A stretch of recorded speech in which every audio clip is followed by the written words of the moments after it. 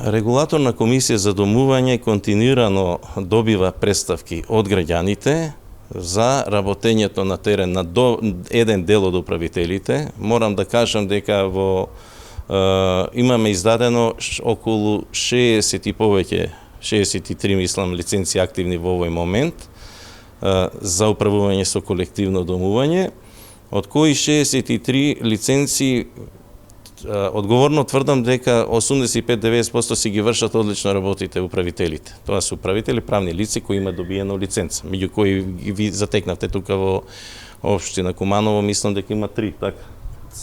За сега се 3. Но еден дел реално прават проневери, кои пред се директно ги тангираат граѓаните, а пред се најмногу тоа се активности за проневера на пари од резервниот фонд. Тоа се пари што граѓаните доброволно со нивна одлука оврска им е согласно законот, ги уплаќаат на сметка која и со тие пари исклучиво управуваат граѓаните со нивна одлука за нивни потреби. Например, се вложуваат во поправка на кровови, во поправка на заеднички скалишен простор, поправка на врати, лифтови, поправка на фасада и така натаму и така натаму. Значи заедничките делови од зградата кои се нивни дел. Морам да апелирам до граѓаните да им кажам дека тој што се одлучил да живее во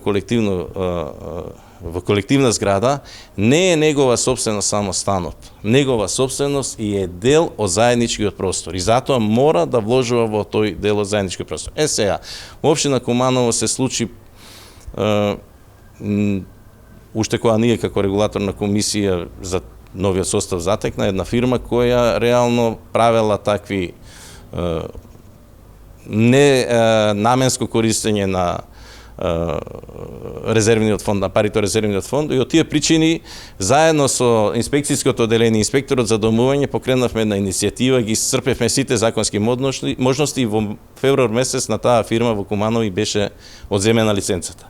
Во овој момент една од главните и болни теми во Куманово е тоа што таа фирма се уште продолжува да работи на терен. Од тоа причина ние како регулаторна комисија и општина Куманово и сите ќе ги ангажираме и ќе ги активираме сите други институции со цел да се спречи тоа девијантно действување на таа фирма и да се покренат соодветни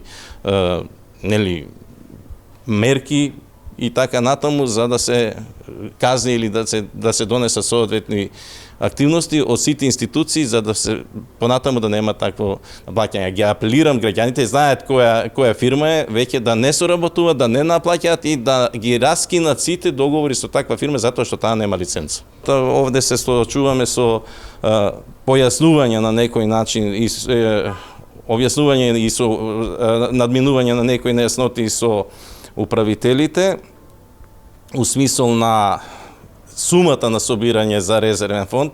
Законот кој е донесен пред 13 години и од тогаш до сега не е сменет. Како регулаторна комисија иницииравме измени и дополнување на законот за домување, тоа го спомнав пред малку, и чекаме веќе Министерството за транспорт и да го пушти во владина, односно во парламент, за да тој закон конечно се донесе, за да се надминат некои проблеми кои реално од пред 13 години значително се сменети. Резервниот фонд тогаш било донесена одлука или правилник да биде 1 денар за старите згради по квадрат, 2 денара, пола денар за новите згради, меѓутоа таа сума е далеку од потребната за да се реши проблем на еден кров, на свекална канализација, на не знам врата или на крај краиште да се варосуваат заедничките простори не се тасува. Тоа е една тема на која ние се обврзавме дека ќе инициираме промена на тој правилник со предлог од општината и од инспекцијското одделение. Постојано имаме поплаки, затоа што ги реално имаме проблеми. Ние како најголема општина имаме голем број на стамбени згради, така да и управувањето навистина е тешко. Имаме сега исто така ќе допреме до одредени проблеми кои што ги имат и самите управители, не само и ние како станари што живееме. Така да голем дел господинот Маџевски тоа го кажа.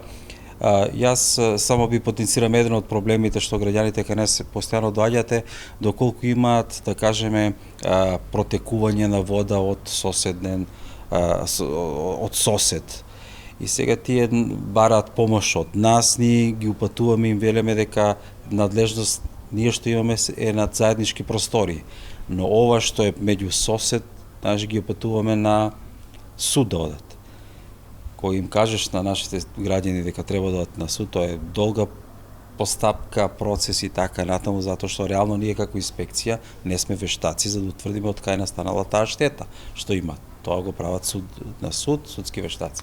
Можеби ќе треба и тука некој начин да се интервенира во законот. Не знам на кој начин, тука можеби ќе треба да побараме нешто што навистина голем проблем го имат и тоа, посебно овие постари згради, каде што имаме несовесни, наши соседи, но исто така пак и штета може да настане и од стара инсталација и така натаму и така натаму.